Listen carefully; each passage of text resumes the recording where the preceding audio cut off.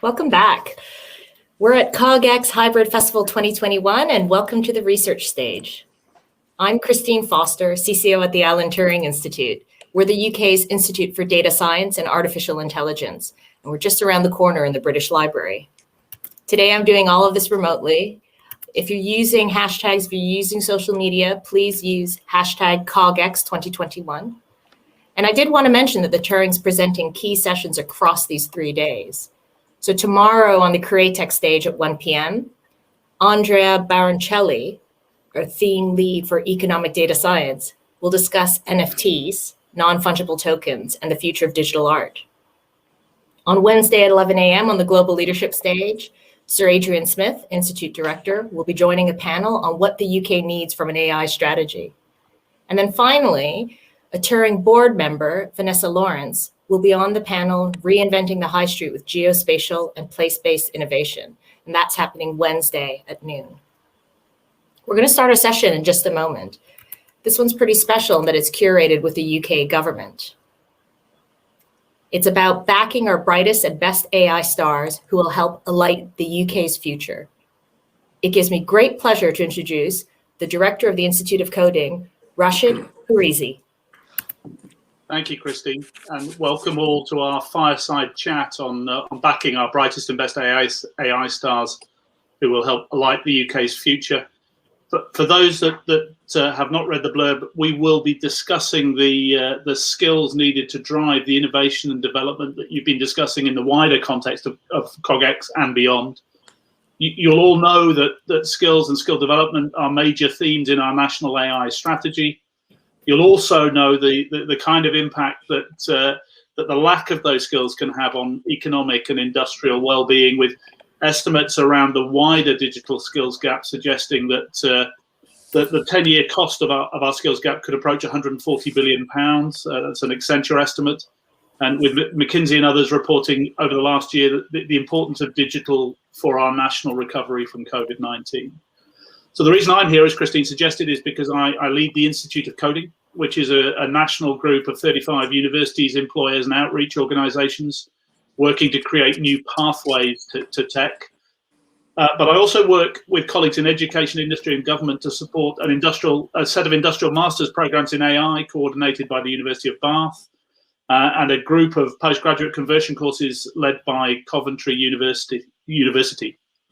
Much more importantly than me being here, however, we have two people who I'm really delighted to welcome to the conversation. Firstly, Minister Matt Warman, who is the Minister for Digital Infrastructure within Department for Digital Culture, Media and Sport, and Mariya Pavlova, who is a DeepMind scholar at Queen Mary's University and who is taking advantage of one of the pathways that we're about to discuss.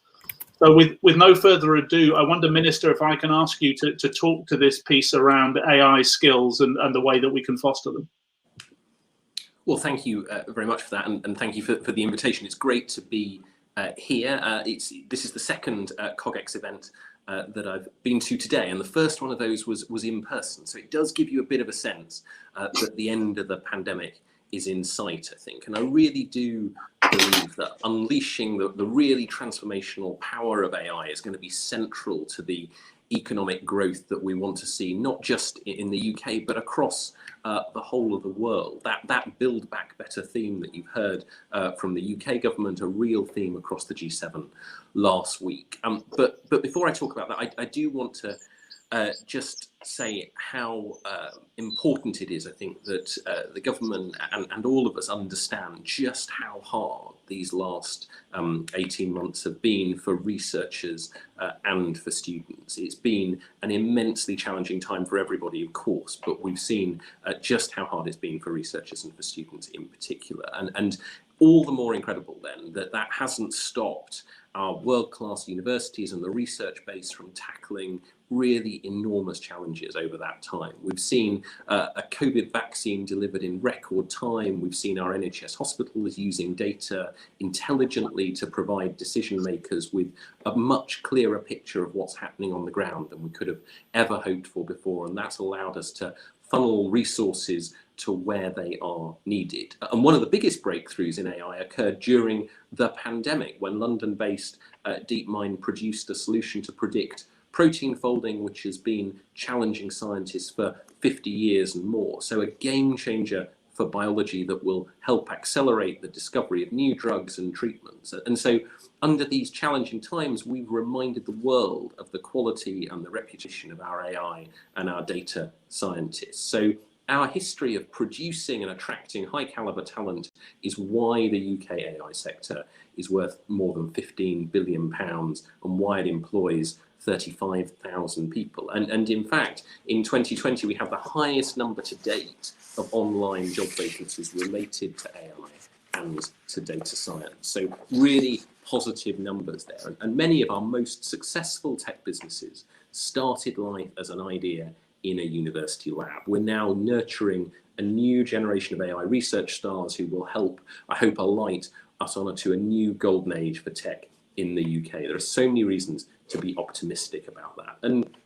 we're well underway, providing 1,000 students the opportunity to enhance their skills with new PhDs at 16 dedicated UK AI centres for doctoral training. We've got our prestigious Turing AI fellowships helping to attract and retain the very best talent in AI, and the fellows are really busy already delivering a high quality programme of ambitious, novel and creative research in exciting areas, from addressing the challenge of building a more sustainable aviation industry to helping people regain their independence with AI powered wearables or establishing the machine learning foundations for digital twins. So I'm also really proud to tell you today that we are underway in delivering 2,500 new masters conversion courses in AI and data science. And this specific programme includes up to 1,000 scholarships to increase the number of people from underrepresented groups and to encourage graduates from diverse backgrounds to consider a future in AI and data science. And indeed, of the scholarships already granted, 3/4 were to women, nearly half were to Black students, and almost 1/4 were to disabled students. So really different numbers from what we've seen in the past. And I really do think that that will improve the quality of the outputs of this. This isn't about ticking boxes. This is about making real research even better than it has been in the past. And in addition to the conversion courses, our Industrial Masters in Artificial Intelligence programme is supporting over 100 students across leading universities and is backed by businesses like DeepMind, like Cisco, like BAE, and that's why I'm really pleased to tell you today as well that this fantastic programme is now going to extend into a 3rd year. So before I hand it back to Rachid, I'd like to ask everyone to please visit the IMAI Virtual Expo booth to hear how and where we've supported students, as well as how you can get involved in supporting our AI stars this coming year. But with that, back to you, Rachid. Thank you very much. Perfect. Thank you, Minister. Just one thing before I let you go from this part of the conversation. It's great to hear of the AI skills initiatives aimed at master's students and postgraduates. I know within your department that there have also been conversations about what we can do to help equip graduate level and other learners with the right skills. Could you talk a little to that also? Well, I mean, as I sort of said, obviously it's an increasingly data-driven world that we live in, and people who aren't engaging effectively with it really risk left behind. So that's why we're also taking action to provide tomorrow's graduates with foundational data skills that they'll need for the jobs of tomorrow, whether that's through the National Data Strategy, where we'll be testing the most effective ways to teach those foundational skills to all undergraduates.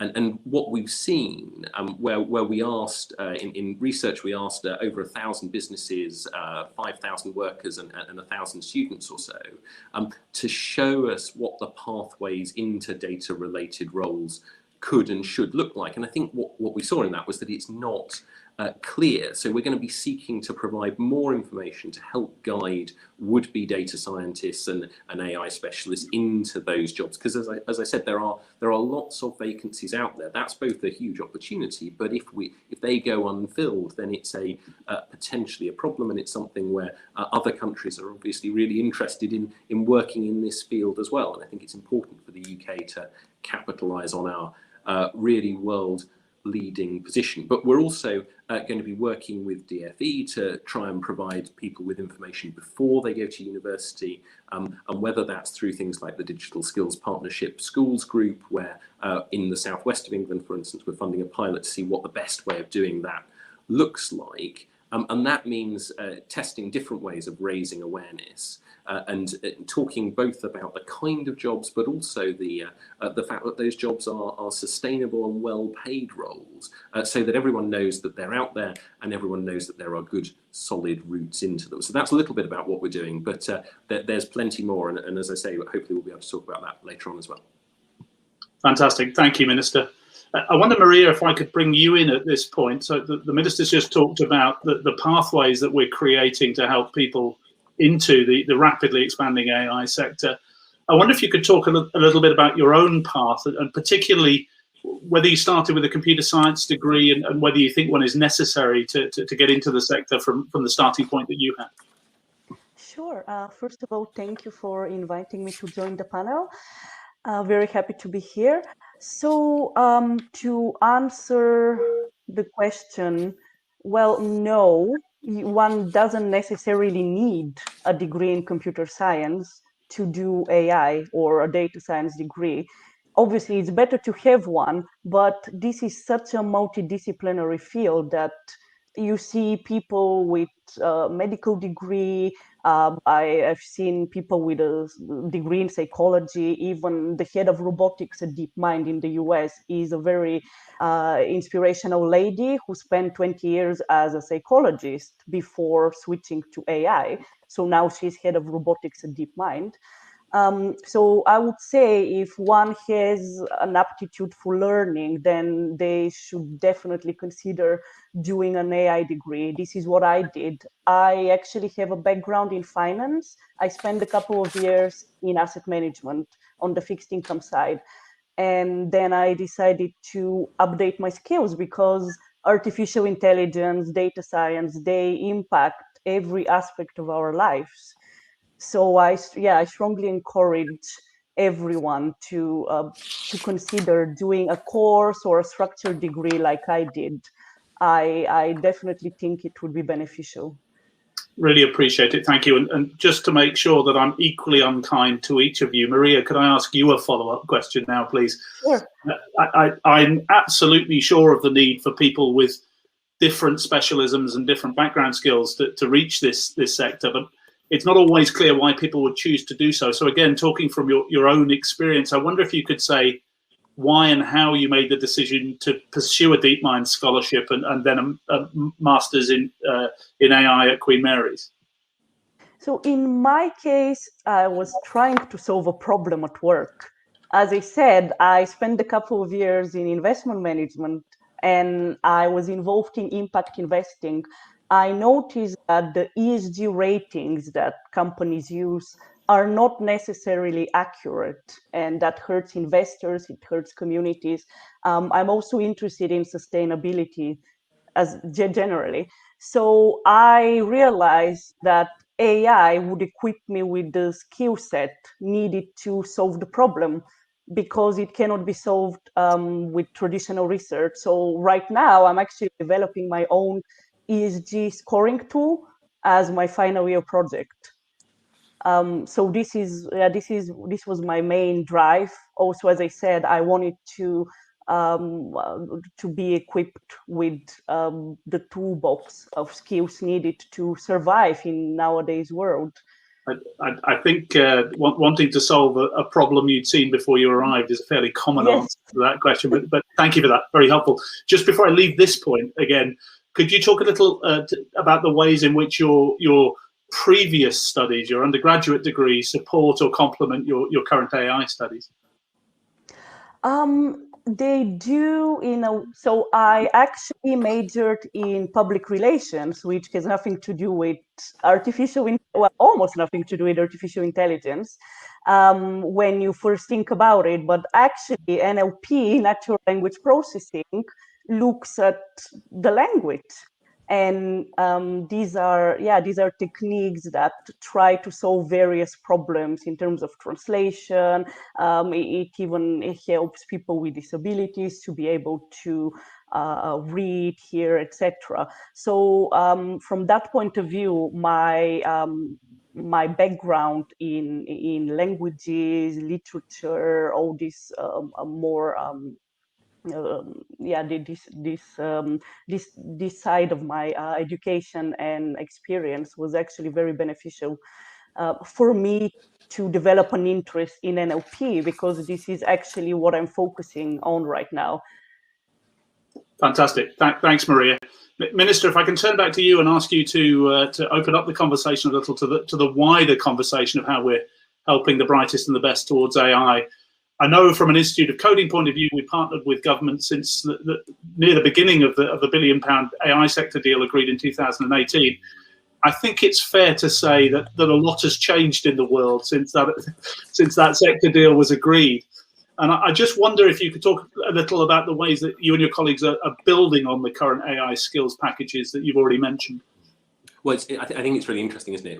For instance, when we signed that sector deal in 2018, it was one of those areas where we knew that lots would change because the pace is very fast, but no one could possibly have predicted the various accelerative effects of COVID, all of the things that have happened and that we now know an awful lot more about in a whole range of ways. So I think we've now got very different data from what we perhaps expected to get. But what we do know is that the UK continues to do incredibly well. We're the third power in AI, if you can put it like that, behind the US and China. And on the one hand, obviously, they are much bigger countries. They've got much greater resources than we have. But we really are punching massively above our weight. 5 AI unicorns in the UK, for instance, not the only metric by any means, but really important to sort of demonstrate how well we can do. And I think training people in the UK is a really important part of us maintaining that position. It's just like we know that lots of doctors end up staying near the medical school where they trained. In the same way, in a sort of hypermobile environment, hypermobile economy like AI, then it's really important to take advantage of training people in the UK. But we've got to do more, I think, to keep going. And that's why, for instance, the Office for AI and the Office for Students has launched the postgraduate conversion courses for students, 2,500 places, 1,000 of which were supported by scholarships for students from underrepresented backgrounds in AI. And then, of course, you've also got the Independent AI Council, which is, I think, a really good example of government working with with academia, with business, with a whole host of other stakeholders to make sure that the UK is at the forefront. And so when they published their roadmap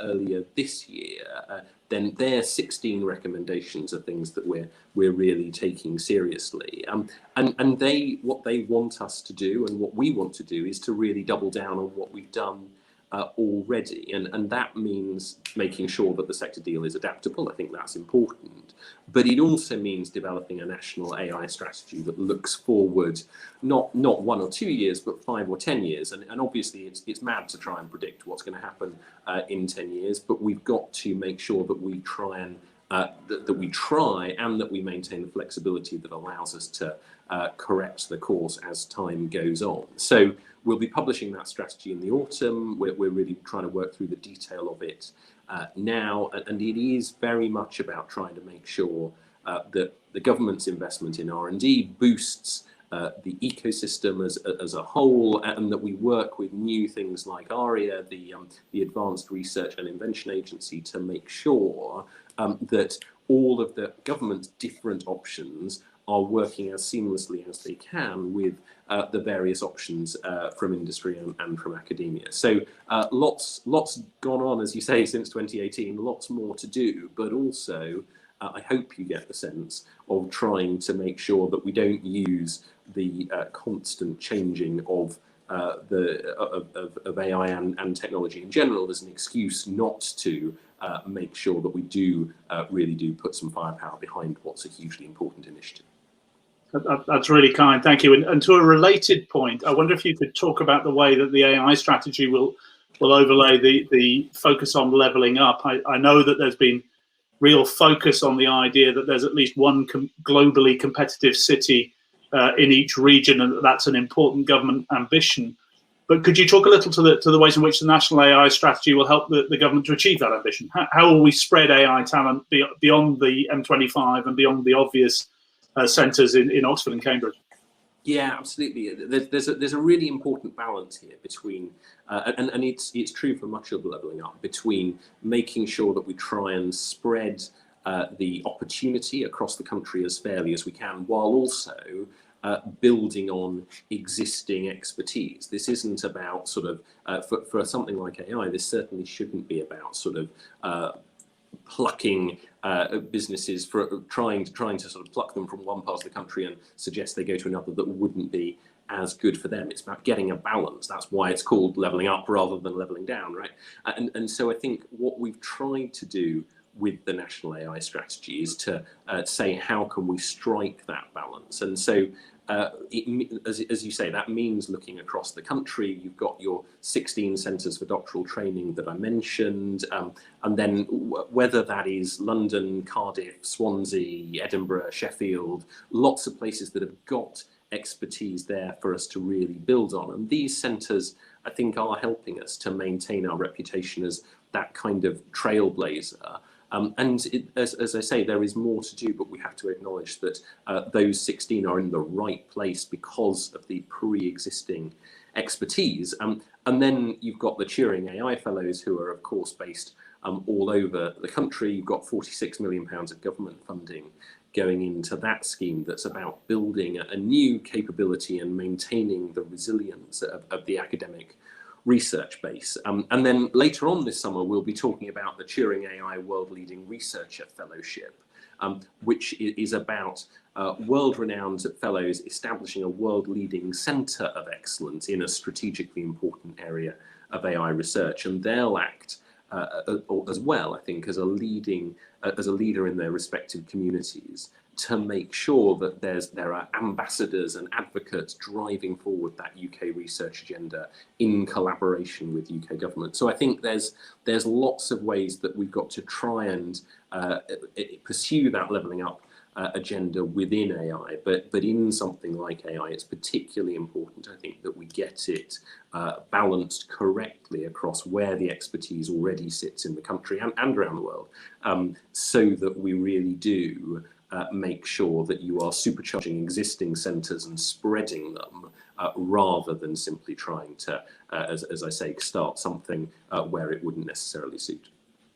Absolutely understood. Thank you, Minister. Very helpful. Mariya, I'd like to continue as we go, grounding this conversation in the experience of people going through these programs. So I realise that I'm trying to cram a couple more questions into a short amount of time. But if you give me a brief answer to what you would say to someone who's considering one of these programs currently.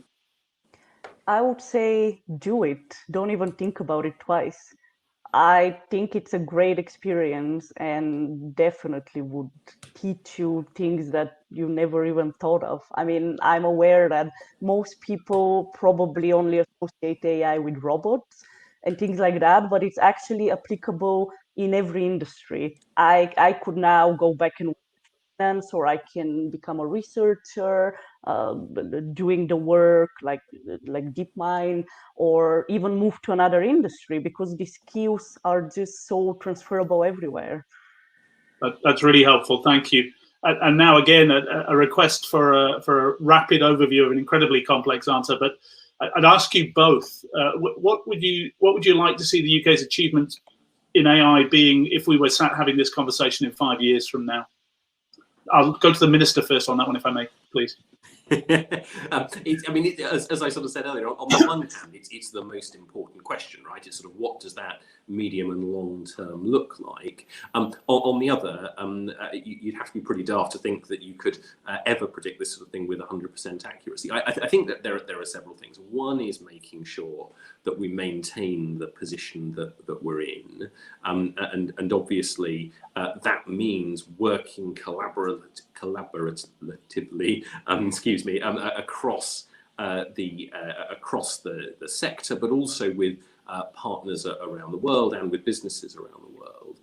But the other part of it is about making sure that government works collaboratively with business and universities, because it is universities that are providing that really world-leading state of affairs. And I think in 5 years' time, what we would really like to see is that continuing, but also, and I think in some ways this is the bit that we don't talk about enough, success in 5 years' time looks like AI being embedded far more broadly across the economy. And that's not just because it will create jobs for people who want to work in AI, it's because it will be profoundly good for productivity, it will be profoundly good for Britain maintaining its own place in the world. So some of this is about making sure that we have that that research base, that we have those that increasing influence over education that draws more people into this sector. But a lot of it is also about saying to businesses that AI is not, you're not an AI business or another business. I think in some ways the way to think of it is a bit like cruise control. It's an aid to driving rather than something that replaces driving. And so making that case and government using its sort of convening power to demonstrate to people that there are ways in which AI could enhance their business, or ways in which AI technologies could be used at home or whatever. That sort of evangelism, if you like, I think is crucial to making sure we really do make the most of it, if you look at that sort of 5-year and longer horizon. Really appreciate it. Thank you. Mariya, same question to you, either with the background of the financial interest that you brought to your current studies, or from what you've learned over the last year. What would you like to see us achieving in the next 5 years? I would say I would like to see the national AI strategy hitting its targets, especially in terms of investing in AI, making it 2.4% of GDP by 2027. Also making such skills available at A levels in schools, not just in universities. I'm familiar with the AI strategy, and I think that's a great way to make AI data literacy available to everyone. But mainly, I would like to see the adoption of responsible AI, because I believe it's a new area and it's actually something that puts off many people. Many people are scared of AI because they're not aware that actually such practices already exist. For example, in university, even in DeepMind, you need to get clearance from the ethics board to do your research. For example, one needs to use anonymous data, etc. But people are not necessarily aware of that. And I think there should be more communication around that to make people comfortable with AI and feel better about using it, and not being threatened by, oh my God, a robot is going to steal my job or something like that. Don't worry, this is not going to happen.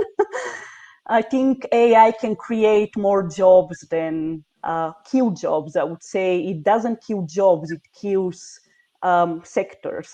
And we've seen that in the past. So yes, I would definitely like to see more emphasis on AI in sustainability and ethics.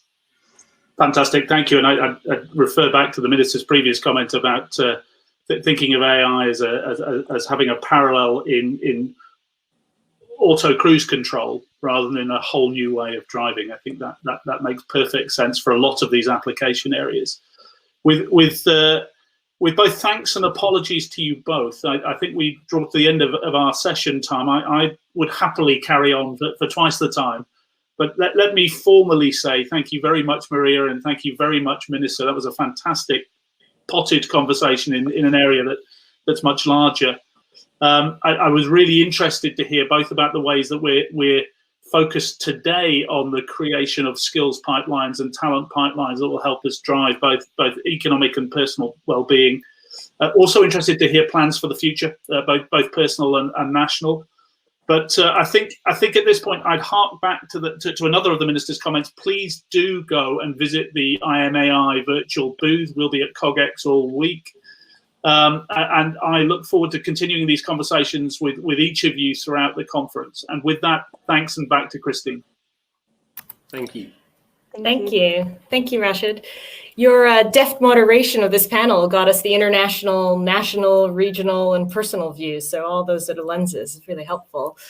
I'd say to the audience, to have your say about the UK's national strategy, national AI strategy, there's a survey that's being run with the AI Council and the Turing, and it's online. You can find it on the Turing website. You can find it at QR codes throughout CogX. It's closing on 20th of June. So do sharpen your pencils, your virtual pencils, and give lots of good advice and fresh ideas, because this is going to be considered and read and inputted into forming the UK's national AI strategy. And if you'd like to hear my boss's view, Sir Adrian Smith is going to be giving his view. He's the Turing's Institute Director and Chief Executive. He's going to be giving his view on Wednesday morning at 11 a.m. He's joining a panel called What the UK Needs from a National AI Strategy, and that will be on the global leadership stage. So we're going to head into a break shortly. The next session is at 2 p.m., and it's going to be about both blockchain and quantum. So do come back for that.